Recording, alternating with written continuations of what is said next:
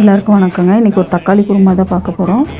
சோம்பு 1 ஸ்பூன், கசகசா 2 ஸ்பூன், பொட்டுக்கடல ஒரு 10-15 பூண்டு நல்லா போட்டு வறுத்து எடுத்துக்கணுங்க. எண்ணெய் ஊற்ற வேண்டாம், ட்ரையாகவே வறுத்துக்கலாம். கொஞ்சம் தேங்காவும் போட்டு ட்ரையாக வறுத்து எடுத்துகிட்டு அதை எடுத்து உரமாக வச்சுட்டு அதே வடை சட்டியில் எண்ணெய் ஊற்றி பிரிஞ்சி இலை, பட்டை, கிராம்பு போட்டு நல்லா வணக்கிட்டு அது கூடவே பெரிய வெங்காயம் பொடி பொடியாக கட் பண்ணது, இஞ்சி பூண்டு பேஸ்ட்டு, தக்காளி போட்டு நல்லா வணக்கலாங்க.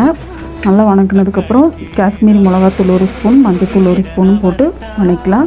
கொஞ்சம் கருவேப்பிலையும் போட்டுக்கலாங்க. நல்லா வணங்கினதுக்கப்புறம் ஒரு சொம்பு தண்ணி ஊற்றி நல்லா இது பண்ணிடலாம். அப்புறம் அரைச்சதை எடுத்து அதில் ஊற்றி கிளறி விட்டு லாஸ்ட்டாக ஒரு சிக்கன் பொடி 1 ஸ்பூனும், சோம்புத்தூள் 1 ஸ்பூனும் போட்டுக்கலாம். தோசைக்கு, இட்லி, இடியாப்பம் என்ன செஞ்சு சாப்பிட்டிங்கனாலும் இதில் செம்ம டேஸ்ட்டாக இருக்குங்க.